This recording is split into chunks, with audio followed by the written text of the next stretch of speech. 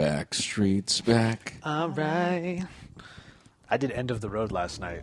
I saw the story. Oh, that's right.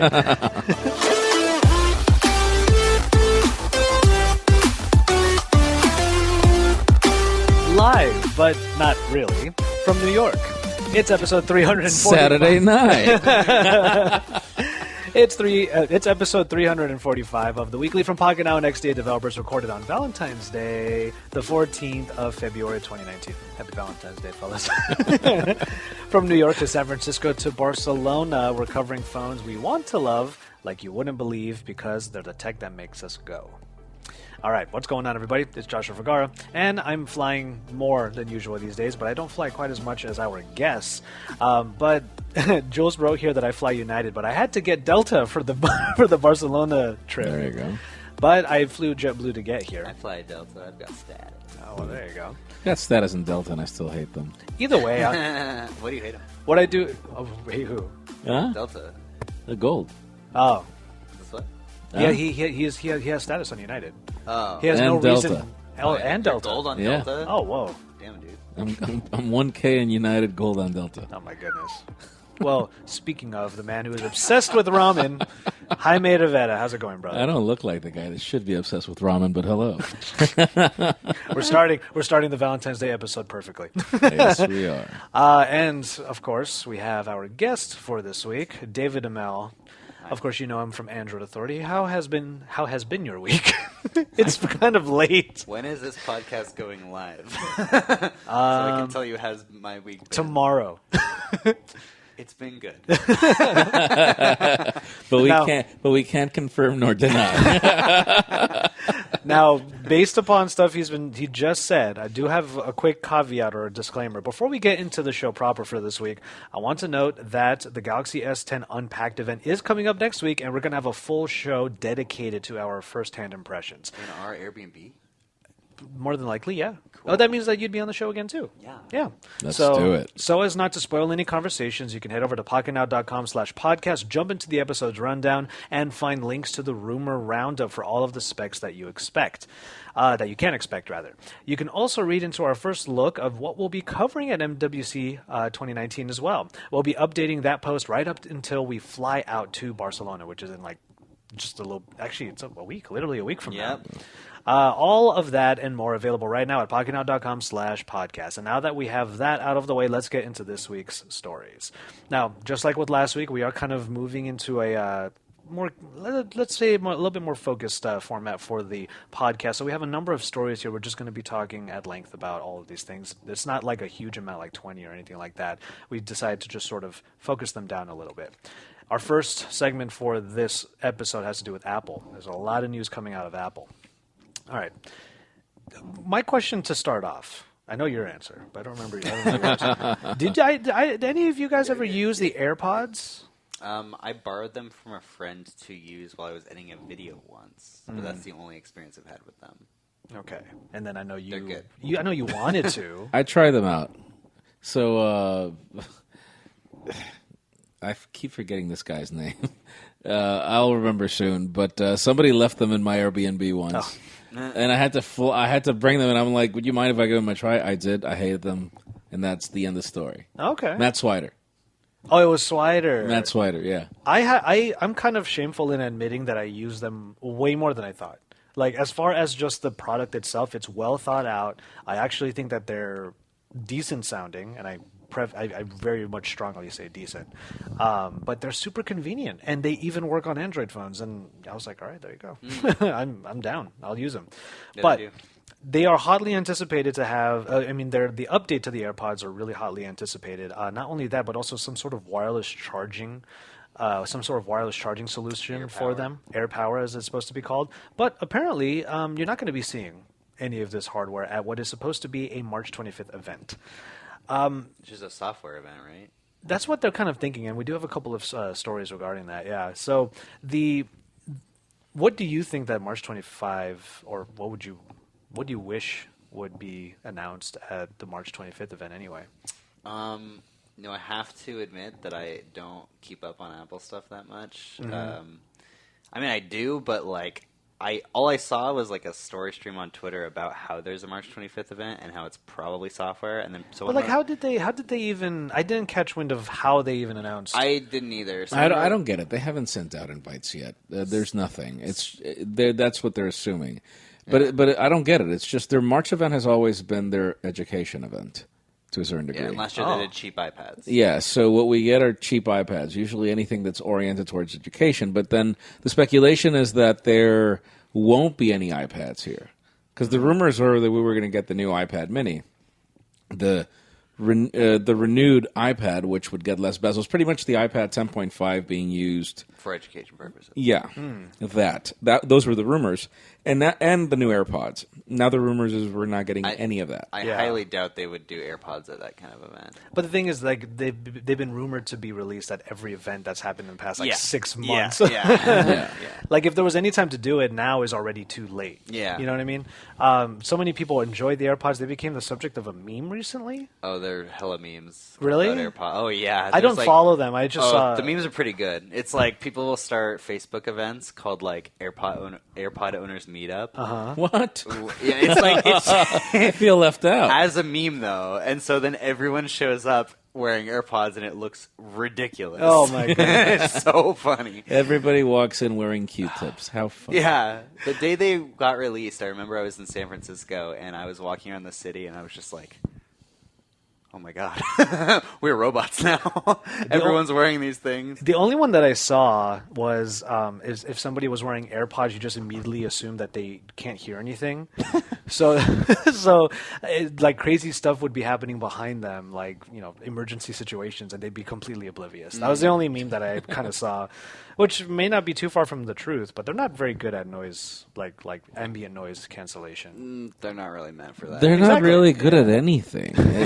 No. Can I say that? Reliable connection, though. Can I say that unless that you're an Apple user, unless you're into that ecosystem, if you have an iPhone, they're really cool because you literally just open them, and if you've never so pairing. Here's the thing, like a T2 chip in it. That's why. Yeah. No, that's the W1 chip. Oh, the W1 chip.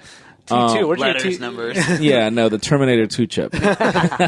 No, but like, okay, so I have to hand it to Apple. There are certain things, like, for example, right now I just published daily, and it's literally like I just got the file from Diego, I downloaded it on my iPad, I edited everything on Photoshop, the mobile version, whatever.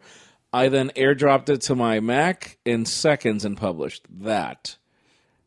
That level of convenience. And so grabbing a pair of AirPods, if you own any Apple product, like, for example, because if you put security on your Apple Watch, the simple fact that you open your computer because you have a passcode on your watch, if it detects that your watch is close, it'll unlock the computer without your fingerprint. That kind of stuff is cool. Those levels of conveniences are very hard to describe, but it's what makes people like Apple products. Like, for example, walking into, like, if I order anything on an Apple store, and I walk close to it, if I'm getting close to that Apple store where I ordered something, immediately my display will pop up with the order information just to walk in and pick my stuff up, dude. It's like walking into a Vegas casino and then you get text messages with advertisements. Well, no, literally, like, I ordered a MacBook a month ago. And I returned it. I wanted to make sure you said that. Various reasons. But the order process was crazy. Like, so I ordered it, right? And then I got a call from someone that night that was like, hey, we're just from the Apple store, just making sure you ordered this, and we want to make sure, like, it gets to you, and it'll be there within a few days. Thanks. And I was like, oh, okay. Usually people don't call me when I order things. And then I started getting text messages every day. It was like, your order will be there in 1 day. Your order will be there in 16 hours. And it was just like, I got constant text messages. I don't get like, any updating. of that. Really?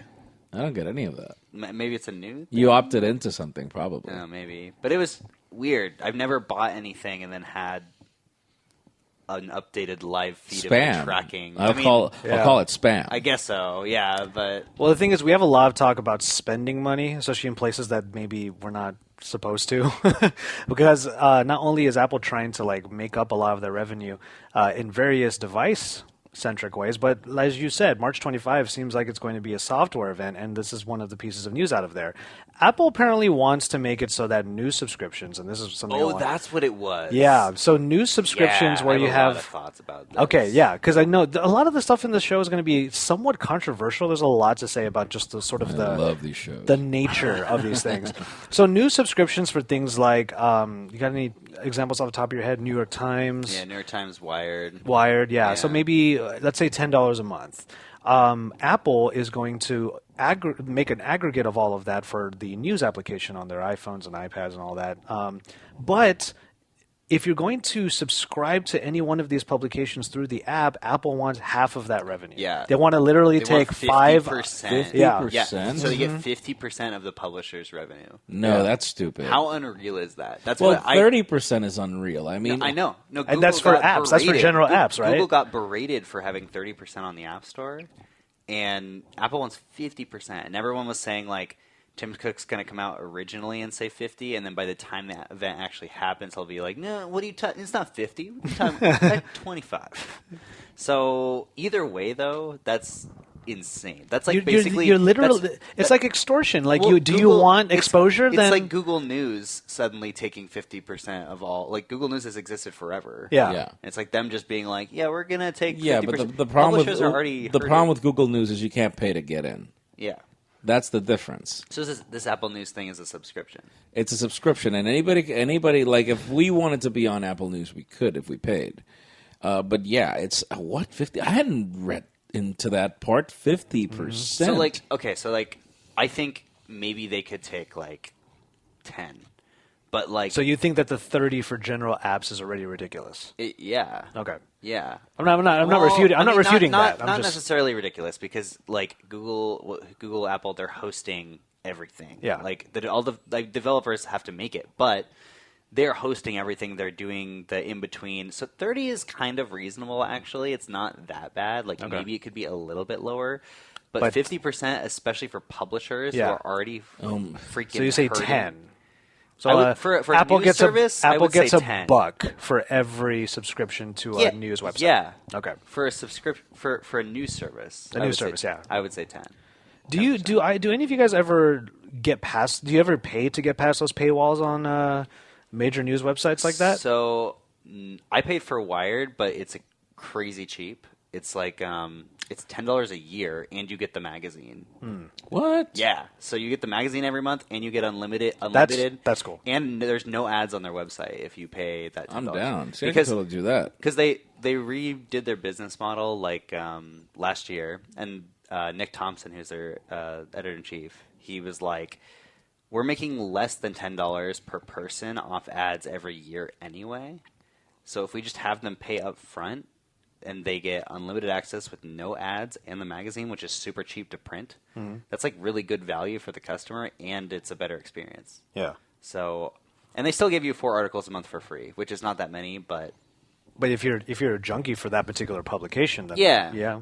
and $10 a year, yeah. That, by the way, I just love the magazine. That's why I got it. There you go. Yeah. Listeners and viewers, that $10 a month thing we were using as an example earlier, that's just a hypothetical example. Like Yeah. it's not actually $10 a month for New York Times or anything like that. Wait a It second. is. Wait, no. The Wall Street Journal's 12 a month. Yeah. What? Yeah. Dude, the New York Times. I think it's like It's more. I don't remember. No, what? no, I it's don't remember. less. It's less than It's 10, like but it is a month. it's like $6 a Yeah, month. but It's it is a something- month. It's Wall Street something- Journal's 12.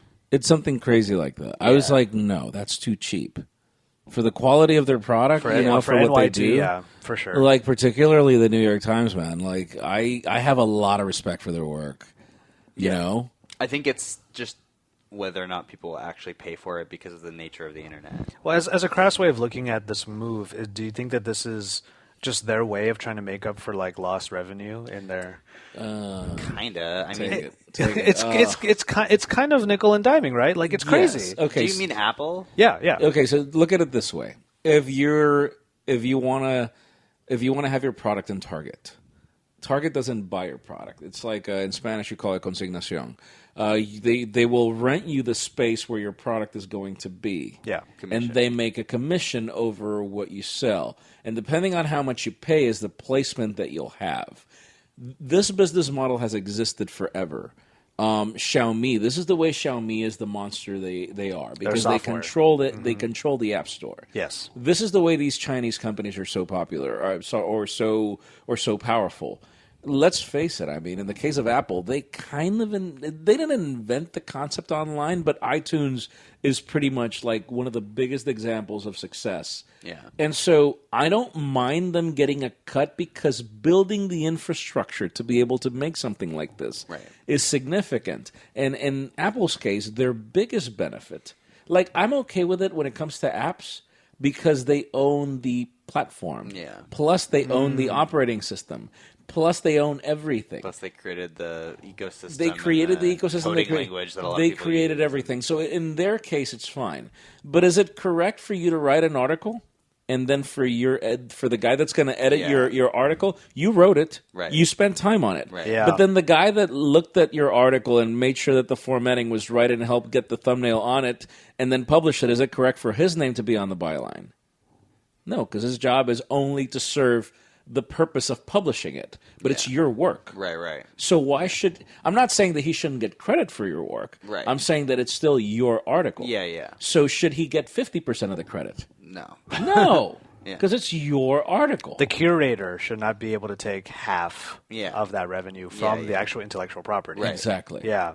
Right. It's like Apple's doing very little work in this case. Also, the fact that the Apple News platform has existed for a long time. Yeah. It's just like Google News has also existed for a long time, and they're just reusing their platform to try to get an additional revenue stream.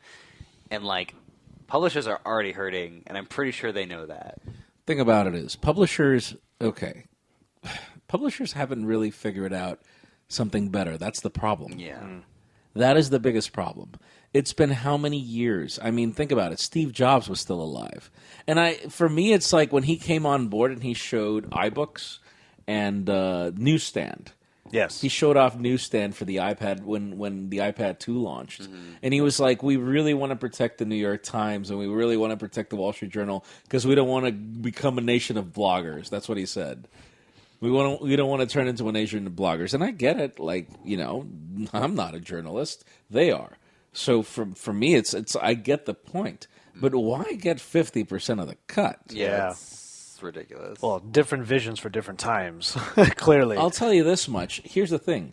Publishers are not obligated to use Apple. And I wish that publishers would be like, you know what, Apple? No.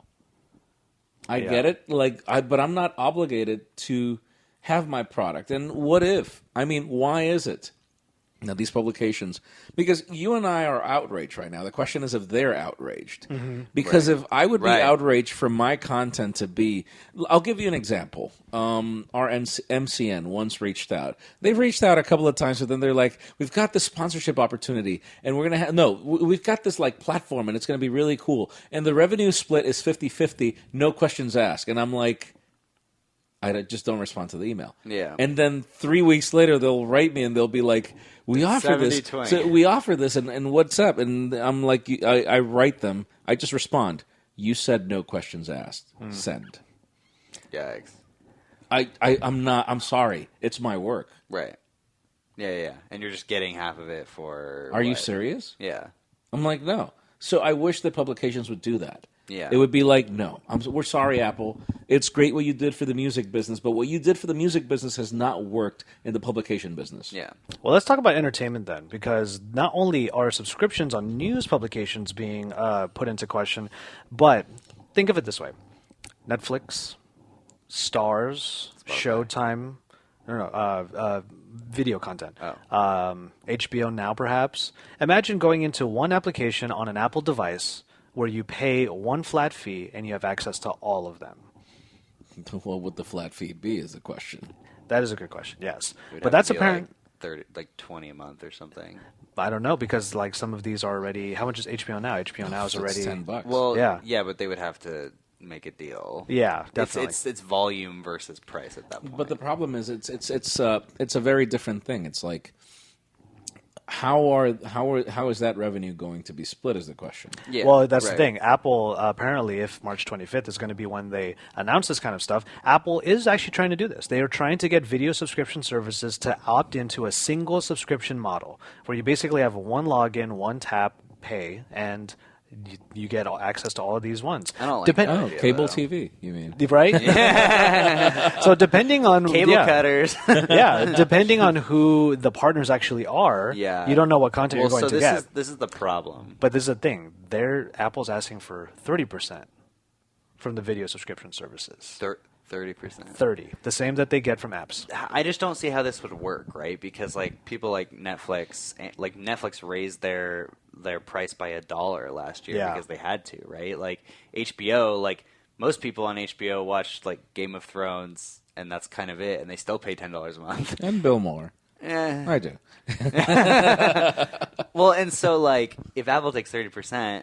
Like, I don't think that HBO or Netflix is going to be like, oh yeah, the extra volume we're going to get is going to make up for that 30% cut. I can't see a lot of those people doing that, especially like Netflix, because they pay a crap load of money, not only for Netflix originals, they paid so much money for those originals, but they also have to license all of the movies that they have on their platform at any time from the distributors. Like, they pay a lot for that. Here's the thing. I think that if Apple continues down their path, Amazon is going to devour them. Yeah. Because I pay one flat fee. Yeah. It's called Amazon Prime. Yep. It's $100. Well, now it's like $120 a year. I haven't paid in like 3 years because I complain about shipments ever so often. Yeah, and then so they give you an commonly, extra month. They give me an extra year of Prime. Yeah. Yeah. But that's a really good example. Prime Video. If you think about it, Prime is what Apple is trying to be. Because Prime has one flat show- fee for every But yeah, because they piece have of Showtime, content. they have Think about HBO, it. they have Stars, right? So they actually have all. They actually are. But I don't mind paying $120 a year. Yeah, a year. A year. Yeah. And so you get Prime Music, you get Kindle books, you get Kindle Library. Yeah, you get the Kindle Prime Library, Video, which is but you actually you decent. also get Kindle Firsts. Oh, yeah, you yeah. get Prime Video. You get 2-day shipping on everything. You get 2-day shipping on everything, and it's $3 or Prime $8 exclusive at most to get stuff the day. next day. Unless you're in San Francisco, and that's 2 hours for free. Exactly, dude. You walk into Whole Foods, Yeah, and it's cheaper. and it's cheaper. How is Apple going to compete with that? Yeah. Is the question. I mean, you walk into an Apple store and your phone shows your order, man. Yes, but it doesn't help in any way because they're still expensive AF. You buy a latte at the Apple Store. Like if Apple came up with a service called Apple Prime, for example, and it would be unlimited Apple Okay. Music. Apple But- Ripe. This is the biggest problem, okay? This is the biggest problem that Apple has that I think that they can't see past. Yes, they have a walled garden, but they have a product ecosystem that stretches like 4 devices. Yeah. Like, this is the biggest problem they have. They have a watch, they have the phone, they have the iPad, and they have the Mac. But then that's part of the topic. The topic is also within this. What if Apple would decide to actually start selling all this stuff? What do you mean? Selling iMessage to Android users. Oh no! No. So you buy the phone and then you have to subscribe to get in it. Like that's No. It's Like like, iMessage if is you're a an monthly iPhone, subscription. you get it. Oh, I see what you mean. Oh, but God. if you have an Android phone, you can pay to Didn't get someone- iMessage. someone- That's part of the rumor. Someone, That's yeah. insanity. I saw Would a you tweet pay about for that. it for those blue bubbles? No. Okay, so You deal with my green bubble. I have been told by multiple people that like my blue bubbles make them like me less. I don't care. I never even because I've never owned an iPhone. But, okay, so first I of all, don't understand the mentality. I haven't used iMessage enough to actually be upset with all of that stuff. Yeah. And I don't use get. Google Voice, so I can't use iMessage. But I don't understand. I don't understand these people who see a color and get pissed. Yeah. They're racist. Yeah. And on that note, we're Not just judging me by the color of my bubble, all right. by the content of my text message. Exactly. Okay. Before we get too far into that, there are a couple of device things that are coming up. Actually, one main thing. So apparently, Apple. Even though there are rumors that the next iPhones are going to have USB-C as its port, the hope They're not going to do it, by the way. Yes, and that's the other thing. It's probably not going to happen. But At least in this gen. in the rumor of the 2019 iPhones adopting USB-C, there was the hope that the charging brick would also get updated to provide fast charging. Nope. It's a no.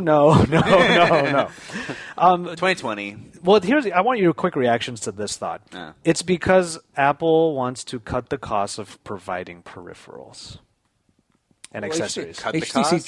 tried it. You remember the time when HTC decided that they weren't going to include the wall plug, the brick? They will just give you the they cable. just give you the cable. Nintendo did that too. Yeah. With the 3DS, they didn't include a charger. That's true. Because they assumed that everyone had a DS before, so they didn't. No, they didn't assume. That was just a smart Well, move. you could buy it for $20. So yeah, and I great guess. and great PR jargon. Sure, yeah. Yeah. I have a question for you guys. What's up? So here's the thing. I remember we had this podcast. I don't even know where we were, but we did one of these podcasts in a hotel room a few months ago. London. Maybe a year ago. London, yeah. It That was in at October. That was at my hotel room. It was in October. I think we talked about. Man, that was a 5-person cast too. Yeah, that was a we had big Fisher, one too. Yeah. I think we talked about whether or not And Apple Kogan. would drop. This is before they launched the iPad Pro with USB-C. Yeah. I was very surprised that they moved to USB-C, Same. personally, because they make so much freaking money Out of off of MFI. licensing from Lightning Yeah. that I never, ever thought they would move any of their products off of Lightning. I Same. thought that they would add Lightning ports to their Macs and still have USB-C on their Macs, but also have like 1 or 2 Lightning jacks. That's what I was thinking too. Like there should be a Lightning port on top of the standard. Well, There because there Lightning should is be. just like reversed USB-C, right? It's the Yeah. same throughput, but a different shape. Yeah. And that they own. And so they make, like every time a case manufacturer makes a case that utilizes that jack, they got to pay Apple. Yeah. They make so much money from that. Like, I'm surprised that they even moved off the iPad. Because they don't want money off of products. They want money off of your subscription. Yeah, but Well, no, they haven't want figured out- they want profits out of everything. Oh, well, no, I agree. If you I can agree. like get free money from a case manufacturer, like why wouldn't you? Right? Well, I feel like they get that anyway. It's just a matter of like one category of product is just not part of that. But the They thing still is, make money on everything. From else. their point of view, like what is the point? What is the benefit to them of moving to USB-C? I mean, Well, here's the thing. That is a good question. Yeah. Like in the case of the Mac, what is the point of the Mac? They moved away from MagSafe.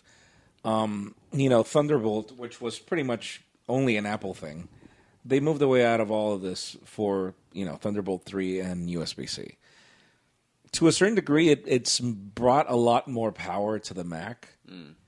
I feel that it's something we haven't seen. I feel that the rumors were that we were going to get an iPad OS with the launch of this iPad Pro. My thoughts are that the product was ready, the operating system wasn't ready. They couldn't just go back and fix it. So let's just dump iOS on this thing again, while the software is ready.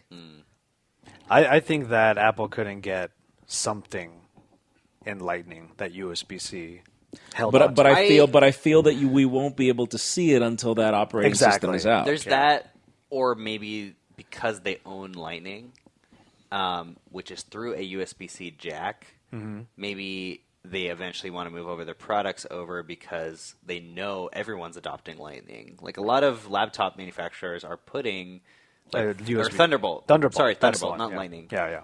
A lot of laptop manufacturers are putting Thunderbolt in their laptops now, and Thunderbolt is owned by Apple. No, it's an Intel thing. Thunderbolt Thunderbolt Intel. is? Thunderbolt Yeah. is, yeah. Thunderbolt is Sworn that Intel. Apple owned it. It's Fi- fucking- if- no, that's Intel. freaking Lightning and Thunderbolt sounds Yeah, so yeah, similar. exactly. Stop. We need a new one like Rock Slide. But yeah, no, Thunderbolt, that's the reason why always connected PCs don't have Thunderbolt. Okay. Water Because gun. it's an Intel thing. It should be called Right. Water Gun. Water It's just gonna Come be on, all. Mr. Intel engineer, you should know I this. know. All right, last one before we go to our break. Okay, just this is about iPhone users, but a part of my gut feeling is that everybody is guilty of this right now. Over the last 2 years of smartphones just getting better and better and better, have your app purchases increased? No. They've become zero. Really? Yeah. Mine have become zero. What I spend a lot on are services. Oh, I thought you were going to say in-app purchases, Spotify, like games. Spotify, and YouTube TV are like I get Spotify for $2 a month. how? Family plan, baby. Well, I'm the family plan owner. Oh, okay. Ouch. yeah. So you got to pay the So I full pay price. 15. Well, apparently, 36% more in 2018 is the amount that people were spending on apps. For spending on on iPhone apps. users. iPhone users, yes. Oh, so that could be in-app purchases and stuff. Maybe, but let's look at the breakdown. More than half of it was spent on games. So I was about to say, like, there has been this like resurgence of Mobile gaming. mobile gaming because of things. Well, probably one of the biggest hits for Apple was having Fortnite on the iPhone before any other mobile platform. I read a story 2 days ago that Fortnite mobile on iPhone makes $1 million a day there. for in-app purchases. There. Yeah. So everyone else probably saw that and was like, we need a chunk of that. Well, so that's the reason why there's even more thought that that event will be all about services and software. But anyway, real quick, more than half was spent on games. $8 went to entertainment. $5 went to music, like an increase over the number of years. $4.40 to social networking, which I think should be higher personally. And Social networking.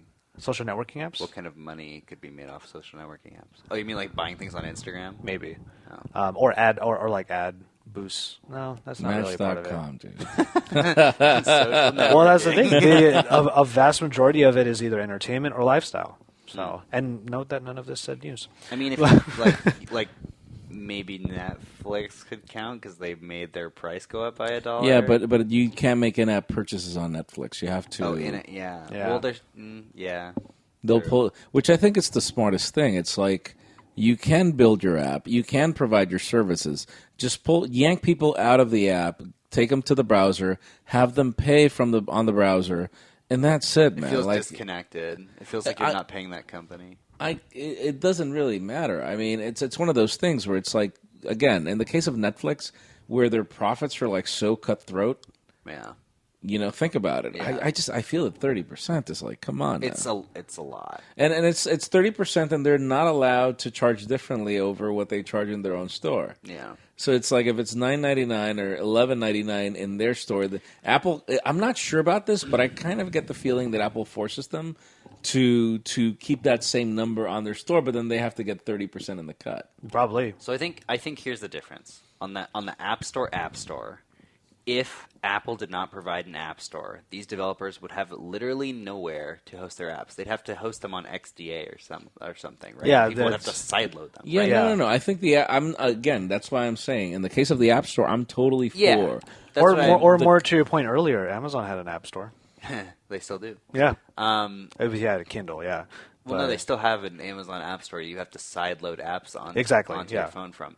But That is still the alternative. Amazon comes back again. I'm just saying I'm okay with them charging 30% for the App Store because without a platform, you can't sell your product. Yeah, that's Netflix right. has an incredibly established platform. They don't need Apple. And so Apple saying, give us 30% and we'll include you in this thing, they have no incentive to do that because like most of their market's saturated anyway and everyone already has the Netflix app from the Apple App Store, you know?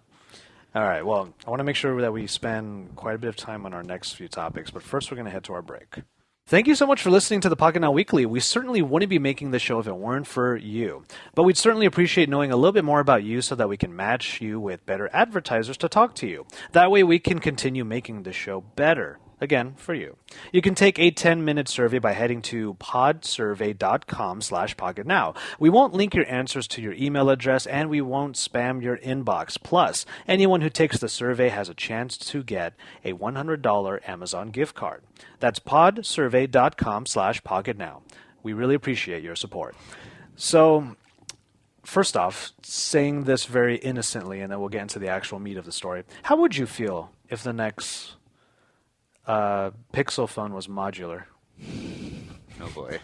Oh boy. How would you feel about the modular phone coming at all at this point? We're getting foldables, we're getting punch holes. Is modular even still a thing? I don't care anymore at all. I would not mind a modular product if it were like that rumor from LG where there's the phone and you can attach another screen to it to extend its functionality whenever you want to. Sort of Moto like mod. No, not like that. But There was no Moto Mod screen. Yeah. No, and in the case of the Moto mods, I think that the design was not practical. But that's just the way I see it. It did back them into a corner because it was just that's the way it has to be designed. Everything has to adhere to that It has design to have choice. the same back Yeah, side exactly. to make it compatible. Well, a patent had come to light that Google filed, despite killing Project Ara back in 2016, that a modular phone that basically was... Project Ara. Yeah. Yeah, I remember that. The diagram is probably being shown right now, as Jules is probably putting it up there. Just basically a screen, a bezel-less screen phone that can be put into certain, let's say, cases, and certain bits of it can be attached to it and whatnot. And an article was coming out saying that this patent shows that the next Pixel could be a modular phone. How does this patent show that? No, I was about to say. Can I just say, and now here we companies are. literally patent things constantly, Yes. just so that if any point in the future, at any given time, Before potentially anybody in else 5, patents 10 it. years, yeah, Because- it's 50 years that they get to own it for copyright law. Yeah. So There's no chance. I can tell that Jules picked this story for us, not just because of the interesting topic of the modular phone and the patent, To get but rid of also, it. but also because he also gave me an article citing a very in-depth and just very opinionated article by Was one of- Steven? No. Well, yeah, that one was referenced as well. So we'll Oh. give a shout out to Steven over at 9 to 5.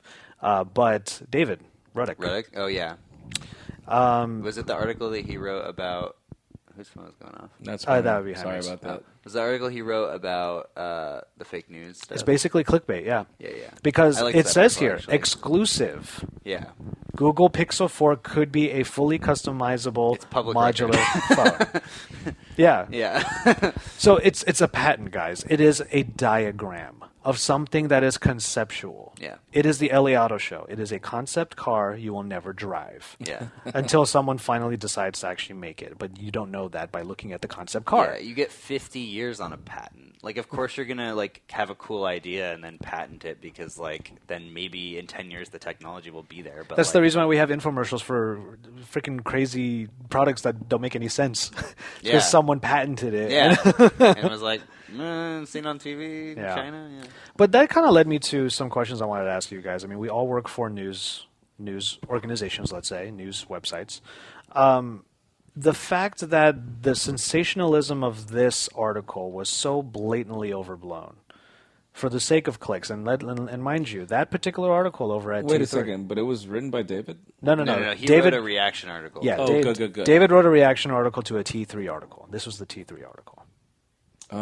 Well, it's just stay away from BGR and you'll be fine. You know? And Forbes. Shade. You will not believe what just happened to the... So, like, what?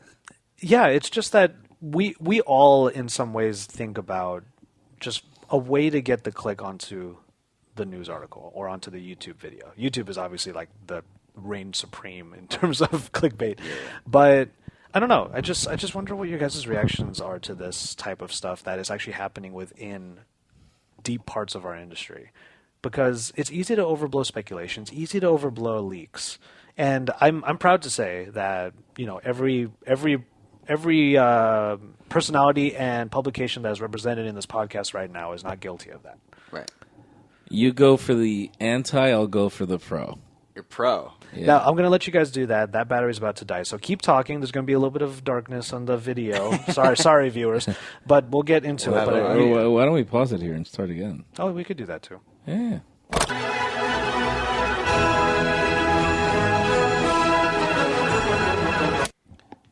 Okay.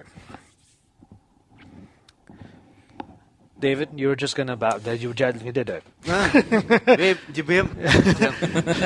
You were just about to get into your side of this. I don't know. I shuddered to actually bring this topic up because I know it's like walking into hot lava in a way. Well, It's a difficult topic. it's a It difficult is. topic, but actually very recently, I don't know if you follow like all the people here and in our club industry thing on Twitter, but it's actually been kind of a hot discussion recently with a lot of the Android blogger people, specifically because there's sites that have been bringing up things that like creating these sensationalist news hit pieces that are just like so obviously untrue, but it's so obviously tailored to get your click. Mm-hmm.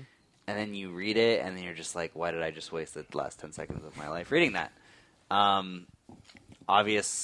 the obvious things are like there's like a lot of Forbes articles that are written about this, which is kind of sad because Forbes used to be a very notable publication, but they also hire for hire people. And this is something that was interesting to me that I thought about recently because Stephen Hall and David Reddick were having this conversation on Twitter, and they were talking about how it's almost like a dirty word or like not okay for us to bring up the fact that there's a lot of like fake news in our industry, and we just kind of don't talk about it, right? Because like if we do talk about it, it just seems like not okay. But like we should bring that up because like there's a reason that like our industry is like not taken seriously as like legit news because there is a lot of like sensationalism and fake news, and that's the nature of internet news media. Obviously, like, well, he made the point earlier about Steve Jobs saying, you know, that we're becoming a nation of bloggers and all that. And, yeah, which I have to say, you know, sorry to interrupt you. No, you're good. Okay, I just want to make the point that I see a distinction between fake news and clickbait. Like if you are literally reporting the news, then but in a way that you're gonna get clicks. Like, but that's the headline. In my eyes, that's the headline. Is the way that you get somebody in. Right. And as long as you're not blatantly, you know, making things up. Right. Because the headline for this article could have easily have been Google files a patent for potential. For future modular smartphone. I think the term modular smartphone is enough, but they had to put Google Pixel 4 and exclusive. Yeah. So this is where it gets kind of weird. Like even at the end, they could have said Google files patent for potential modular smartphone. Could it be the Pixel 4? Yeah, that could have been clickbait. Obviously, is that the worst thing ever? I don't know. Saying it's an exclusive and then saying like Pixel might have. If they would listen. I thought you were talking what side do you want? All right, let's read the title. Exclusive. Google Pixel 4 could be a fully customizable modular smartphone. I feel like that's misleading. Also, what's the term for that again? I don't know the term. Anyway, right below it, it says, looks like the missing link between Project Ara... Subtext, thank you. Looks like the missing link between Project Ara and Moto Mods. That's all opinion being disguised as news. Yeah, so... I don't feel the title is that misleading. It's not that I'm trying to defend the guy. It's just, okay, if you've got a patent, you're literally a year away from the next variant. Listen, it's not just them. Like, go to almost like we're in a. The problem with our industry is it's funny how much I get comments on the daily where it's like, "This is rumor now daily."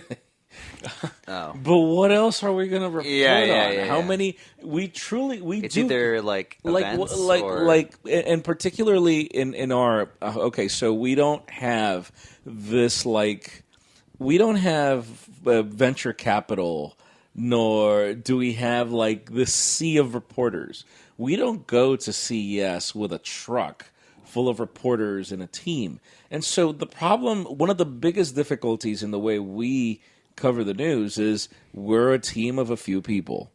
And as a team of a few people, we don't have that infrastructure to do the double checking, you know, the whole journalistic portion of it. Plus, because we don't have an army of people that's going to be reporting the news immediately, there's a slight possibility that you're going to end up catching the news until later. And so what's the thing I tell you guys every time the podcast is published? I'm like, that title is not SEO friendly. Oh, and I completely agree with that. That's just like the name of the game when it comes to online and so content. We kind of didn't create the beast. The beast is called Google. It's called search. Yeah. And it's called... It's the whole. What's the problem? The problem is that lately ad revenue has this is such a big conversation. Yeah. Ad revenue has dropped significantly, and people are not making the same money that they were making. We've seen a couple of publications recently being sold, in and out. Yeah. It's just becoming a common thing. Yeah. And so, you know, a lot of people are being forced to pull a BGR, which is, you will not believe what happened to this person. And it's like reading the chum box at the end of each article all the time. Yeah. You will not believe the IQ of Donald Trump's son. You know, stuff like that. And so it's not that I'm trying to defend them. Yeah. I just feel that the root cause of the problem is not lack of ethics. Yeah.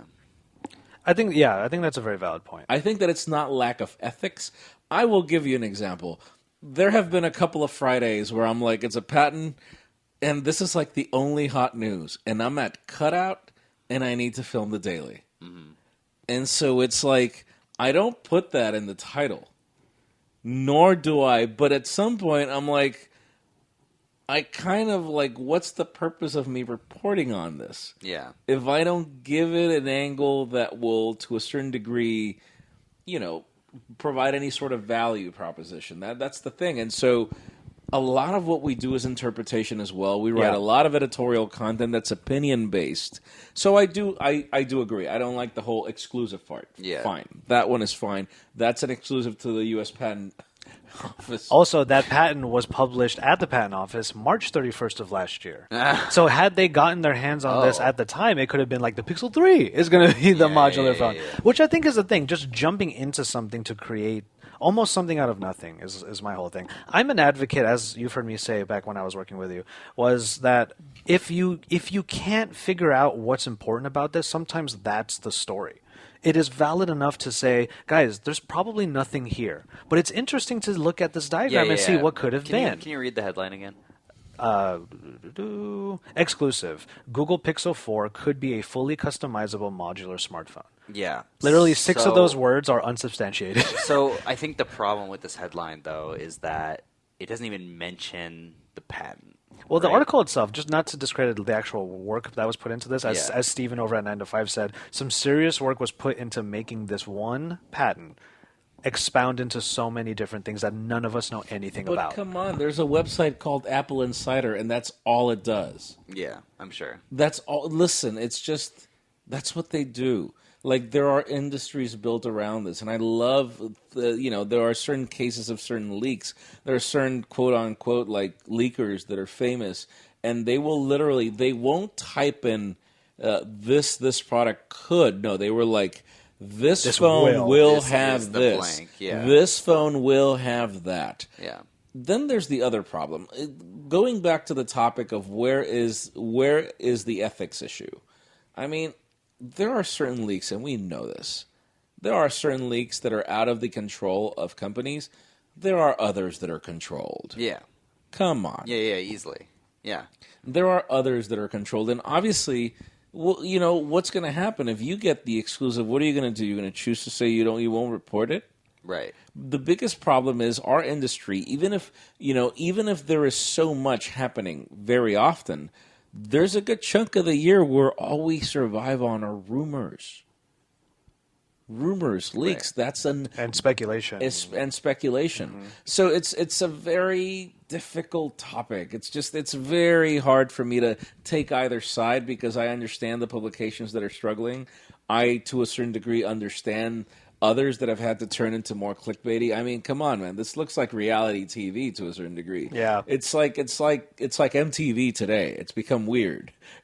Yeah. It's about anything but music. Yeah. And so, come on, man. Once you have a publication like Forbes using clickbaity titles, you realize there's a problem. Yeah. There's a problem in the industry as a whole. Yeah. So I guess what I wanted to get to, and I don't even know if we have like substantial answers to this question, but do you have any tips for the discerning reader who might be coming, or viewer? Though I know YouTube is kind of the Wild West, so let's oh my God. let's just understand that from the outset.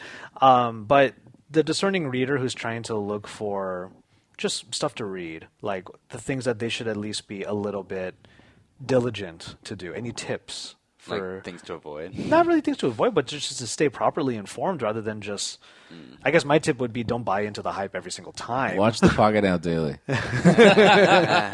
Well, I mean, it depends, like, if you like to keep up with the potential and the possibility. Yeah, because I understand that you could just wait for the announcement. Well, because I I really didn't care. And that's the thing. Like, I've never really prescribed to. I'm not saying that there shouldn't be rumor posts and speculation and leaks and all that stuff. I'm not saying it's a bad thing per se. I just don't prescribe to it. I just choose to let the noise go by me because I would prefer to just get all of the right information, or rather, I'm privileged enough to be at those events, so I like to actually enjoy the event rather than sit there and go, "I saw all this a week ago." Yeah, I think I have the well, it's not the perfect answer. I don't know. I like that.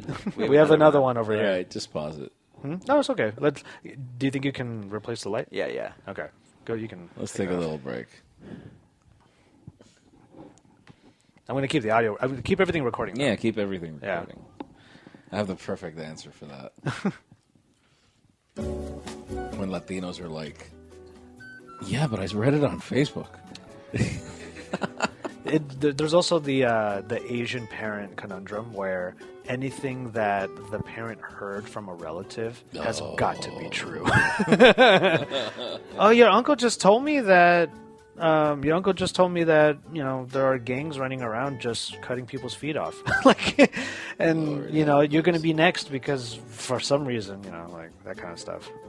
Or my favorite example, because I'm living it right now, every one of me and Issa's older relatives wants to get into keto. Just because one person that they know said, "Hey, I did keto and I'm feeling great." Yeah. Well, I want to feel great. My mom firmly believes in all these old lies that were told to everyone in the 50s. So she thinks that You can leave it that high, it's fine. she thinks that there is a thing called starvation mode in your body and all this shit where if you don't eat for a day, then your body will start retaining fat and stuff. God. And I'm like, "Mom, that doesn't exist." And she's like, "Well, my doctor lied to me then, haha." And I'm like, "Mom, your doctor did not tell you that. There's no way your doctor ever told you that." Also, Right. there is also All right, as I just remembered something. This is going to be part of my answer. Okay. Oh my god, this is going to be so epic. Also, by the way, as a diabetic, I have to say a lot of the things that a classically trained doctor will tell you is wrong. I forgot what this could be powered bulbs on. Yeah, I thought about that too. It's okay. All right, I have.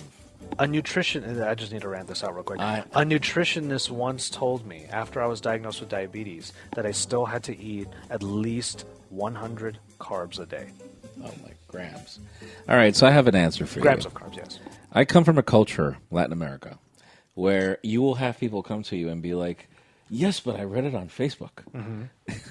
I'm like, of course. So it must be true. There are memes that are like, Clearly. "Oh, it was on Facebook. It must be true." Yeah. Listen, all right. We are in a very, the word is not shady, but we're in a very difficult crossroad in time where I used to date somebody. You met her. I think you met her too. I used to date somebody who literally diets depending on certain things that she reads from people on Instagram. Oof. Influencer. From influencers. Are powerful, Josh. Oh my god. Okay. With great power comes and I'm great like, okay, so responsibility. my response is No comment. my response is you can't control what tip?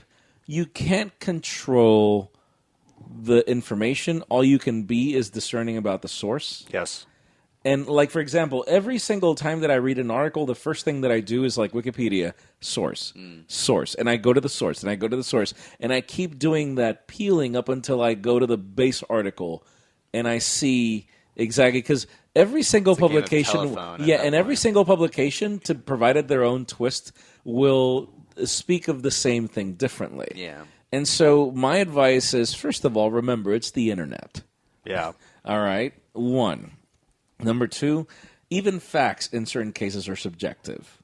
All right? Everything is set to interpretation. So I've seen, come on, man. How much time did we follow the iPhone 5 leaks? The teardrop iPhone design. Yada, yada, yada. And it was all confirmed, and boom, we got a very different iPhone 5. And then I'm going to give you, as we say in Spanish, te voy a dar el vuelto, I'll flip the coin around. Would the iPhone, let's just use one product, would the first generation iPhone have been as popular as it was if it wasn't for a full year of leaks and rumors About Apple's new crazy device. About Apple's new phone. Yeah. Right. These companies need the buzz. Yeah.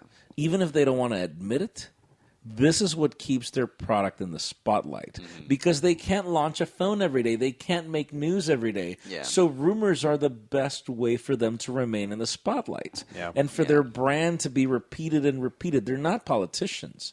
You know, so there's not news. They can't manufacture a phone every day. So how do you keep people locked into your content? Unless you're OnePlus. You drop a new color every month. It's not. Listen, dude, I think that's a fabulous strategy. No, I think it is, actually. I think that is a genius strategy. Yeah. That is the smart way to keep in the spotlight. And so I'm not trying to defend everybody. I'm just like, we're all adults. Yeah, there's a reality to this that we shouldn't have, that we can't We're deny. all adults. Just because somebody is saying that something is really good on Instagram, come on, man. Yeah. I mean, I respect people that have gone through 4, 5, 6 years of college to know exactly how to provide me the information, which is the reason why I have so much respect for the Wall Street Journal and for the New York Times and for the Washington Post. Because everybody in there studied to be in there. Mm-hmm. That's why they're there. Yeah. You know, so everything else is like, I could be wrong. You know, I love what I do and I'm very passionate about my line of work. But, you know, I'm not an engineer. I know that I am outclassed by other people that aren't, you know, so that. Yeah. I mean, respect where respect is due. I still respect where respect is due. Yeah, and by the way, another shout out to David and to Steven at your respective websites at Android Police and also at 9 to 5. Good job, guys. Good job actually like bringing this up because it's something that deserves to be discussed. And now, for the last small portion of this, I actually really like the way that this is all coming together. Let's move from when, let's say, I'll use the term a blogger. From when a blogger does this kind of embellishment of the truth or embellishment of the facts, and when a company does it.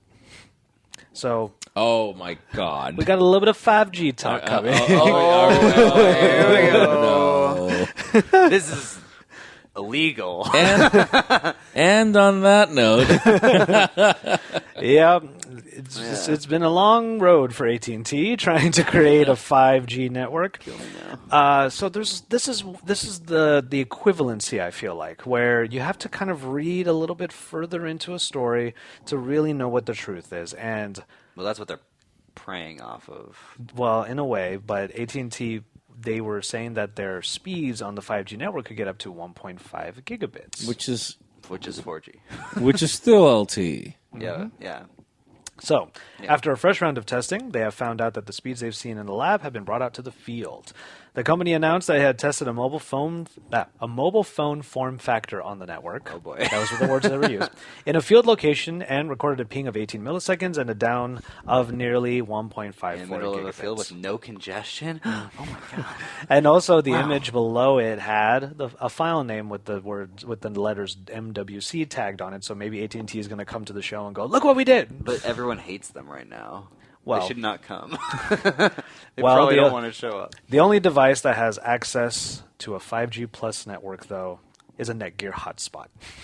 Nice. That's the fine print, is that a very specifically made product for this very test is what's able to make it happen. Sick. There are no phones that support it. And also, there is a fine print there that also says, this does not reflect current user experience 5G plus speeds, which are lower and will vary. Yeah, exactly. Yeah. There aren't any. It's just like, I dedicated a spot on the daily when I saw the information. I'm like, no. Yeah. How can you call this 5G? Well, they're being sued. That's why. And I honestly, I never celebrate things like this, but this time I do. Yeah. Let's remind our listeners and viewers the suing that's happening right now. All right, Sprint. Because right? that is coming up next. What's funny about this? It's like who uses Sprint, right? But Sprint is our hero today. This is like the shady uses my podcast. sister uses Sprint. So much shade. I know one person that uses Sprint. I asked them why, and they said, because I'm locked into that unlimited plan, baby, and I'm never getting off. And I was like, My sister full is power as to well. you. That's why they And call they're it. going to get bought by T-Mobile, and when they do, it'll be better. Well, that's why they call it grandfathered in, because you're going to be a grandfather. Yeah. By the time they drop you. Yeah.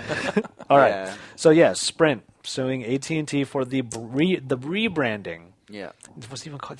The rebranding of their 4G LTE Dude, I'm sorry. It's misleading. to 5GE. Yeah, Absolutely. It's misleading. Yeah. They should not only be sued by Sprint. They should be sued. They should be fined by the Justice Department and like forced to, like in Europe, this would not fly. Mm-hmm. Like there are major consumer like laws in Europe that help companies not mislead people. Well, yeah, and okay, so AT&T users in roughly 400 markets are seeing the 5GE icon I'm in not. there.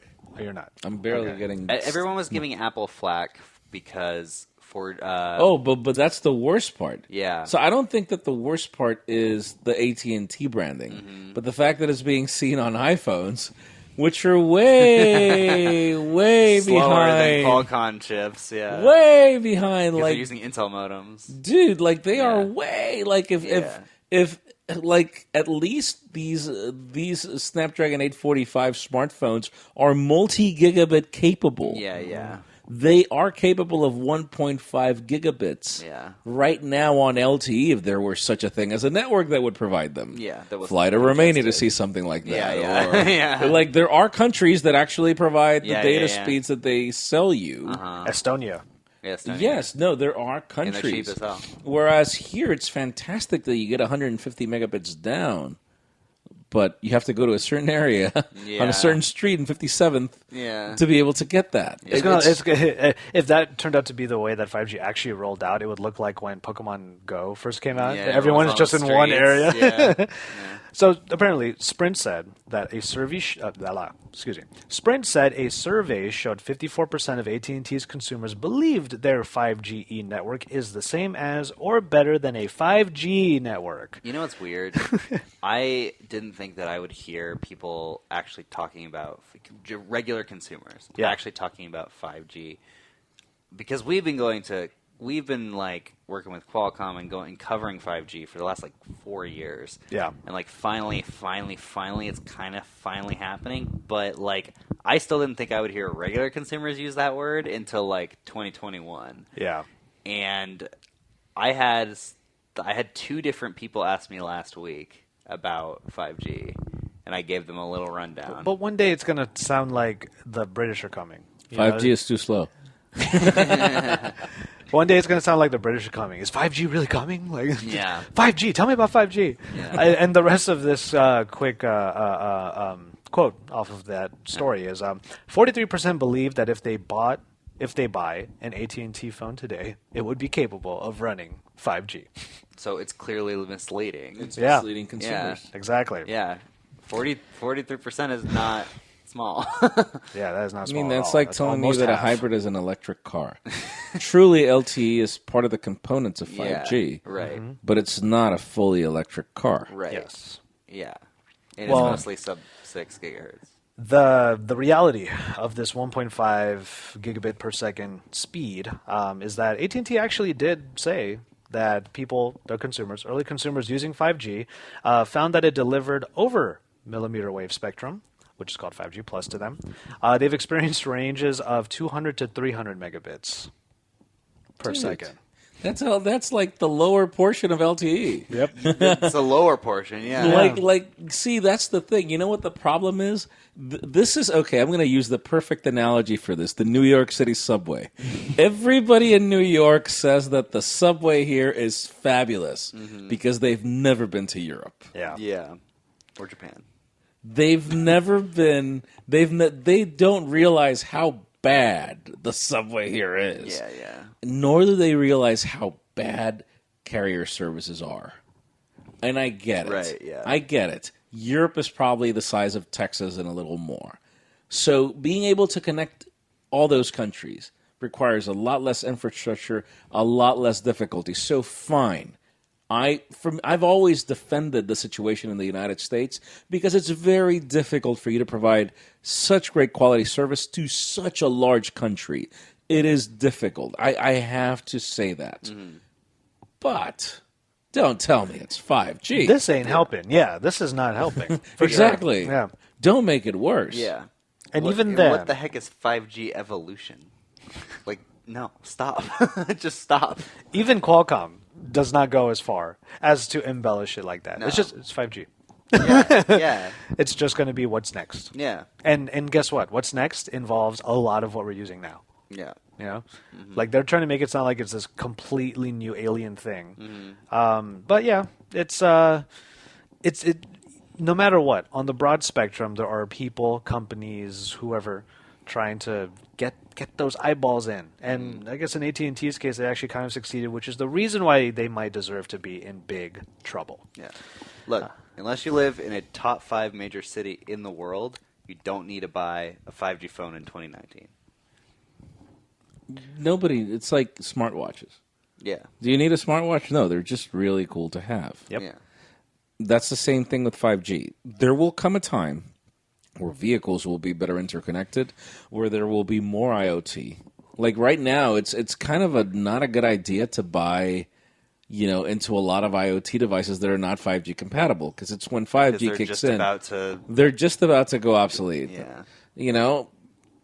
I don't know. I was like, shoot, I really want to buy that new Amazon Echo. Then I was like, no, I'll buy the Echo Dot because it's less expensive. Yeah. I'll get similar functionality, and because I don't want to go all out on something that's going to be obsolete in a year. Yeah. I am really enthusiastic over 5G and the capabilities. I mean, we've seen the demos, we've seen everything that it brings. I really want into it. It's just, this is like LTE. There are growing pains. It's not immediate. Yeah. It takes time. The good thing is, this is not like LTE to a certain degree. 5G needs to piggyback on LTE for it to exist. Therefore, it makes it a more simpler spectrum than in the case of LTE, where it's a completely different thing when compared to CDMA, GSM, and everything. Like, LTE was just completely different. It required a separate antenna, yada, yada, yada. Not the case here, and I can't wait. Like I can't wait for 5G to come, for people that don't want to make the move to remain on LTE, and that will remove congestion from LTE. I'm just going to say one thing, dear carriers: do not do what you did with HSPA Plus, aka 4G, with LTE. Have you ever tried 4G on AT&T? Not in a long time. That's like 1G. Oh yeah. I remember it being that. It's literally, if you get even in LA, if you get a 4G icon on your phone, it means you've got nothing. Oof. All of these layers to it, just to put some ease in the user's mind. Like an ogre. Yeah, yeah, it's crazy. But yeah, I think that was a pretty pertinent way of putting it down. Like it's LTE was. I felt like LTE was kind of coming in a trickle. All these companies are trying to shove 5G all at once, and it's just not going to work that way. But we just live in a time where you need to have everything and you need to be excited all the time, rather than just saying, okay, well, maybe it's going to come. Hey, guys, it's going to come. Yeah. You don't have to buy into all of the hype right now and get misled the way a lot of these people did. Yeah. We'll be doing the same thing in a couple of years and be like, all right, we're on it. Yeah. We're using it right now. It's like, oh, it's great. I'm streaming every movie right now. And I can't wait for 6G. That's awesome. 2045. All right. Well, on that note, that is it for the weekly. Oh, that's the real way out? Yeah. Okay. Our theme music is Bloom by Minerva, courtesy of a royalty-free license with Argofox. You can learn more in this episode's description. Follow our crew on Twitter. Our producer extraordinaire, Jules Wong, who picked all of the stories for this particular episode, since we were all so busy this week, he did a great job of putting it all together. Thank you, dude. Is at Point Jules. David Immel, I'm going to let you do this because you're the one who made your handle the way it is. David will tell you where to find him on Twitter. Yeah, my Twitter is Dervid Immel. It's very complicated. The guy who I've told the story a million times. The guy who has my name tried to get phones from companies and they shut his account down, but they won't give it to me. So you cannot find me at David ML. You can find me at Dervid ML. DURVIDIMEL. I love how you might talk to Twitter and be like, no, I'm the real David Immel. Look, I'm verified. I'm verified, but you won't give me my name. But then they're like, but it says David Immel. There's a reason for that. My gamer tag from high school, dude. Jaime is at Jaime_Rivera. Because the guy that actually has Jaime Rivera. Jaime Rivera on Twitter came over, he wrote me, sent me a DM, and he's like, dude, I'll give you the handle if you give me the Instagram one. Oh my You're god. like, no. What? Well, the name Joshua Vergara is actually very common, so I'm not surprised that at Joshua Vergara was always taken, no matter where I was, even in the early days of Twitter. I did not have at Joshua Vergara. But I am at JVTechT. You know me, I love tech, and I also love to drink tea. All right, so the other thing about JVTechT, I actually have another handle on Instagram called The Joshua Vergara. I can't believe that was available. That's my personal account that I have not used at all. Yeah. Because my... I should get another one. Yeah, look for we should all get our names. I felt really Jaime weird. Rivera official. Joe is that Joe Hindi. Yeah, That's a cool one. yeah, that one's not bad. All right, Pocketnow is at Pocketnow on Twitter, Facebook, Instagram, and YouTube in English and Espanol, where you can find more news on the Pocketnow Daily and Pocketnow Audio every weekday. Catch up on what the weekly is talking about at pocketnow.com/podcast. Also, make sure you make your voices heard by emailing us, podcast@pocketnow.com. We'd certainly appreciate your feedback through reviews and ratings on Google, Apple, Spotify, Overcast, or wherever you happen to be streaming us, because without you, we wouldn't have been able to make this show for your eyes and ears for now 7 years straight. All right, we'll see you for our post-Unpacked show in San Francisco. You're actually going to get some familiarity on next week's show, because there's probably going to be the exact same panel. Probably better lighting. Yeah, but you know what? Shouts out to David's light. It definitely came in the clutch. All right, so ciao for now. We'll see you next week.